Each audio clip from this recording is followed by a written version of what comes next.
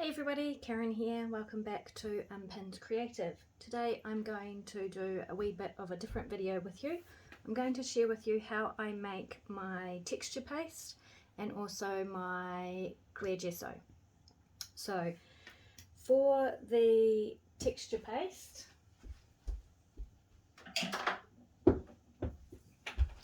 this jar is the original recipe that I made probably at least 2 years ago now, and I'm nearly at the end of it, so I need a new jar. It has lasted that long and I still use this. It does start to go a little bit firm after a while, so I just add either a little bit of gesso or a little bit of water or something to make it a bit runnier, and it has worked perfectly fine. So this recipe I got originally from Laurie Murray Jenkins, and I will put the link to her video making it in the description box. It's worked really wonderfully for me and I love using it, so I'm going to show you how to make it. So the first thing you need is a airtight container. I just use a peanut butter jar and that works quite well. And then what I have done is put the measurements on the side of the jar so it's easy for me to measure, and I don't worry about using 50 million different containers that I then have to wash up. So the ratio is 1 part to half a part to half a part. So to put that in more easier terms, it's 1 cup of baby powder to half a cup of gesso and half a cup of Mod Podge. So all I did to make these marks on the side of my jar is I filled up my measuring jug with 1 cup of water, poured that in, marked where the top of it was, poured it out again. Then I put in 1.5 cups of water, put the mark on that. Okay, sorry, I had to run out to make the corrector again. So I filled it with 1 cup, poured it into the jar, marked where the top of that level was, poured the water back out into my measuring jug, added another 1/2 cup of water, poured that back into the jar, marked where the top of that was, poured it all back out again, filled the jug up to 2 cups, put that back into my jar and marked where the top of that was. Okay, so that's how I worked out my measuring. So we have 1 part, between here and here is half a part, and between here and here is another half a part. Now I know this distance looks greater than this distance, but it's because the jar tapers in as you get closer to the top. So don't be fooled, because I measured and double measured to check. Okay, so that just means that I'm not using lots of different vessels that I then have to clean, and because I'm all about efficiency and all of that. And then every time I use this jar, I've already got the measurements there, so easy peasy. Because I will reuse this jar, I'm going to colour this texture paste because I want some black texture paste for a project that I'm doing. So I'm going to add some black acrylic paint to this texture paste that I already have and make it black. So we might do that after I've done this to see how that goes. Alright, so the recipe. The first thing we need is 1 cup of baby powder. You want a starch-based baby powder. I just went to the supermarket and got the cheapest one I could find. So I believe that you can also use cornstarch for this, but I haven't tried it myself, but I have heard that you can. Alright, so I'm going to pop in baby powder up to that first mark, which theoretically should mean that's 1 cup of baby powder.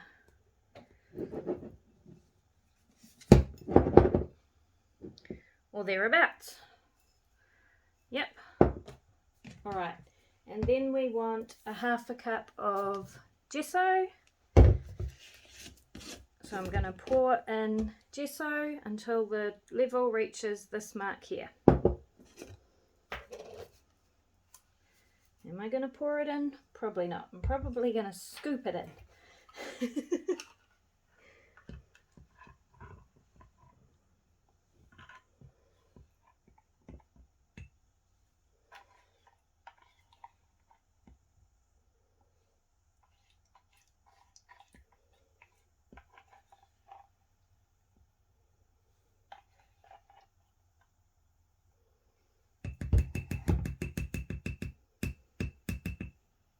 Right, let's see how we're going.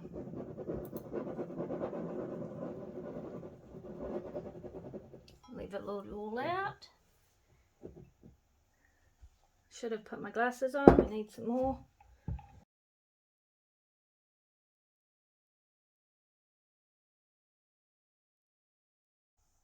Now I'm going to say that's about right there. And then we need half a cup of Mod Podge. So again, I'm going to pour my Mod Podge in until the level reaches that top mark.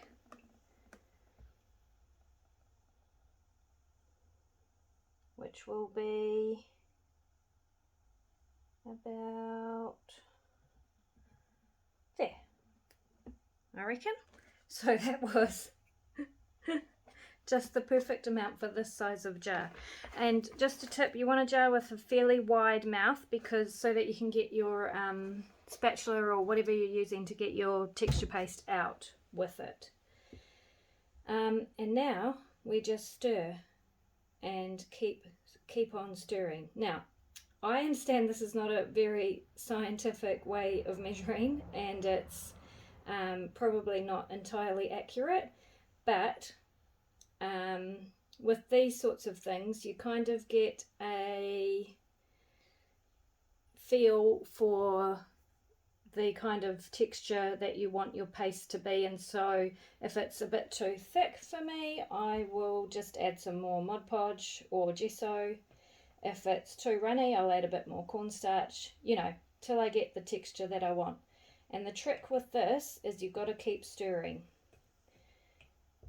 You'll need to stir it for a wee while to make sure all of that cornstarch is really thoroughly mixed in with the gesso and the Mod Podge. So it takes a wee while. And I probably should use a stronger stirring stick because this one is bending. So you want to get right down to the bottom, make sure you're getting all of that baby powder mixed in really well. So I will keep doing that off screen, and I'll go and get a stronger stick because I've just broken this one and come back and show you what the finished result is and what some of the things that I've done with this type of texture paste.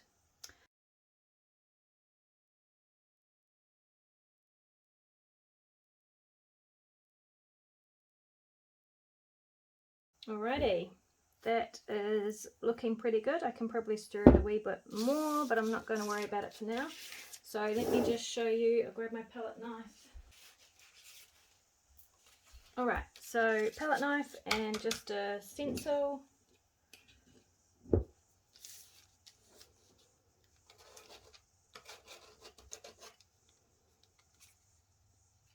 Whoopsie.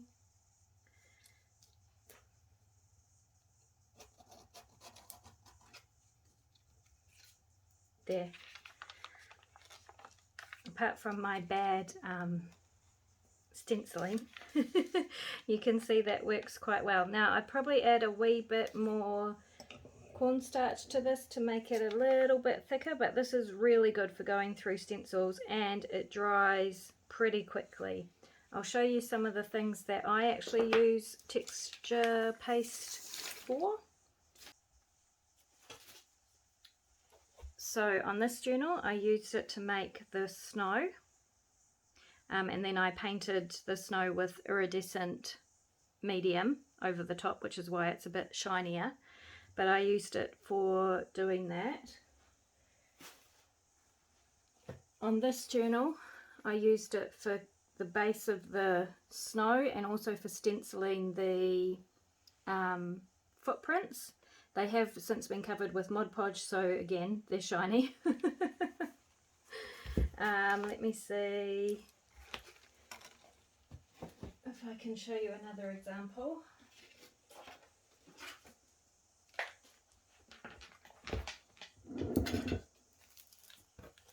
On this page here, I used it to create these leaves, which I then coloured with water-soluble oil pastels, and that worked really cool. I loved how that turned out and the texture it gave that page. And then I've used it a wee bit on these tickets with bubble wrap. So I just painted the bubble wrap with the texture paste and then popped it down onto the tickets, and that turned out really awesome as well. It's really strong, a really strong recipe. It sets really well and really quickly. On this page I used it for the water droplets, and then I coloured that with just ink, stamp pad ink.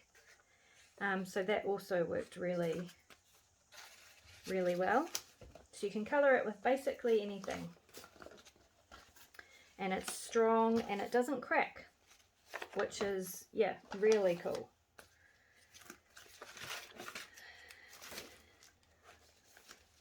I think that is all the examples I have in this book. So lots of different ways you can use it. So yeah, check out Laurie Marie Jenkins' video. As I said, I'll post it in the description box for you. And make sure you clean up your tools straight away, because, you know, it sets really hard and then it's almost impossible to get off. So I will go do that, and then I'll be back to make some clear gesso with you. Alrighty, put the lid on your texture paste too. So over time it will go firmer, and if it gets too firm for you, as I said, just add more gesso or a bit more Mod Podge or even a little bit of water. And if you make it and it's a bit too runny for you, just add a wee bit more cornstarch. Easy peasy, really awesome texture paste. Okay, clear gesso. So this is one of my favourite mediums. I use clear gesso for laying down tissue or anything that is lightweight, and I love it because it's such a lightweight medium, and it's easy peasy to make. The recipe I use I got from Kelly at Book and Paper Arts, and I will link the description to her video. I think she has a video. At least I'll link the description to her channel. I know that she has put the recipe on her channel in the description box below this video. So I've just made some more gesso, so I don't really need any more, but I go through it. Well, this jar is nearly empty already. I go through it really quickly because I use it all the time. So I'm going to make a big jar this time, and I've done exactly the same thing. The measurements for this recipe are 4 parts to 2 parts to 1 part. So 1 cup to half a cup and 1/4 cup. Okay, I hope that makes sense. So we are starting with 1 cup or 4 parts of PVA glue. Also, I just want to say, when you're making your texture paste, just get the cheapest gesso. You don't have to buy the most expensive white gesso for that. I just use one of the cheapest ones that, it's not the cheapest, but one of the cheapest ones that I can find here in New Zealand, the Chromacryl brand, which is like a student brand of art supplies. Okay, and clear gesso, PVA. just any PVA glue, and you want 4 parts of it, so I'm making that 1 cup.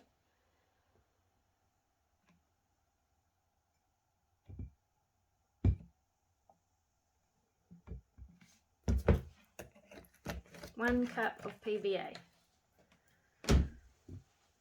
So I have got that up to the first line on my jar, and then we want, so that's 4 parts, then we want 2 parts of water.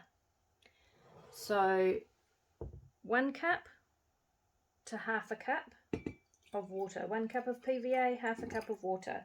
So I'm just pouring that in up to the second mark on my jar. I'm not going to tip the jar over and show you now because it will all tip out. And then the last thing we want is cornstarch, and you want 1 part or 1/4 of a cup of cornstarch.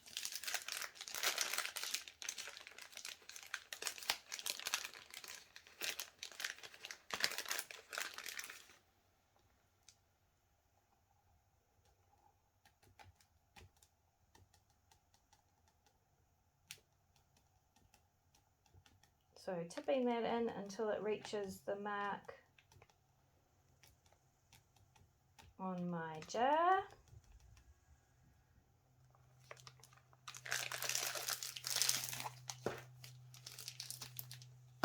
And then I put the lid on, make sure the lid is on properly, and I shake.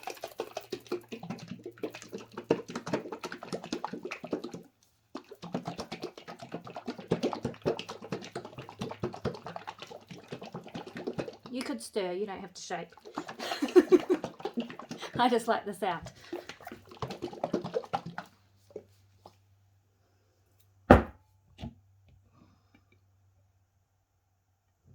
And then what you're left with is kind of a runny PVA kind of consistency. So let me show you.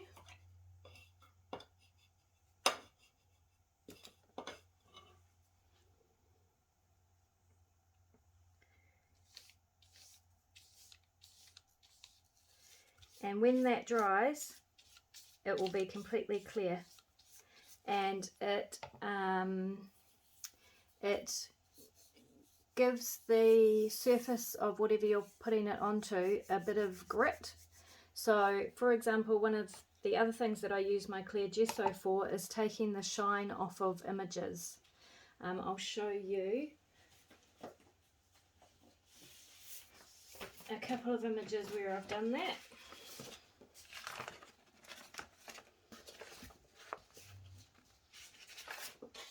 All right.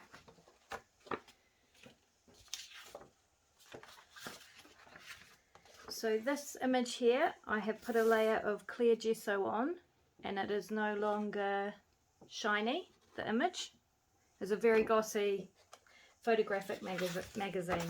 This one does not have clear gesso on it, and you can see, hopefully you can see, that it is still quite a shiny image.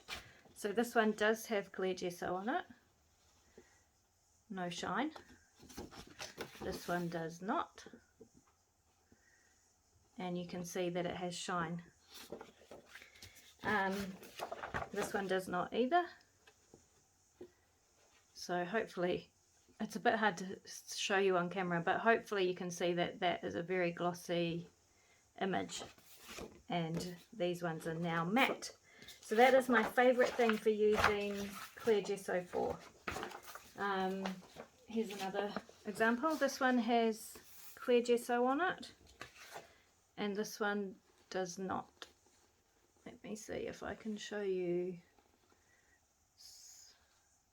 I don't know if you can see the difference on the camera, but I can really see the difference in real life. Anyway, you'll just have to trust me if you can't see it. It is amazing for taking the shine off of glossy images. So that's one of my favourite things to use clear gesso for. And the other thing that I love using clear gesso for is for putting down tissue. I just put my angle in that. Tissue or serviettes. So I will show you some examples of that. So I have used it for laying down the tissue on the background of this page, and also the tissue on the background of this page, which you can't see very much of now that it's decorated. And it sticks really, really well, and it's perfect for lightweight materials like tissue and napkins. I've just done another page in this book here. So I used it here for sticking this serviette down onto a vintage book page, and it's worked perfectly, and it sticks really well, and it's just a lovely light medium to use, and it dries really quickly, which is also good for me because I do not like dry time. Okay, so that is the recipes that I use for my texture paste and my clear gesso.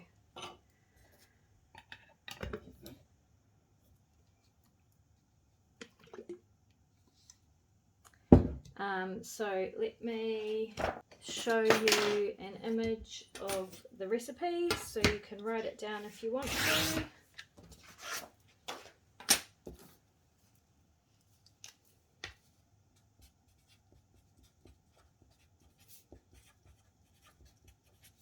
Texture paste, 1 cup of baby powder,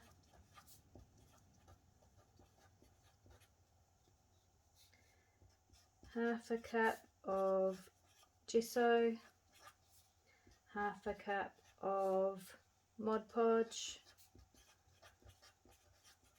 and stir, stir, stir. And then clear gesso. You want 4 parts, or if you want to make a big jar like I've got, 1 cup of PVA to 2 parts, or half a cup of water to 1 part or 1/4 of a cup of cornstarch.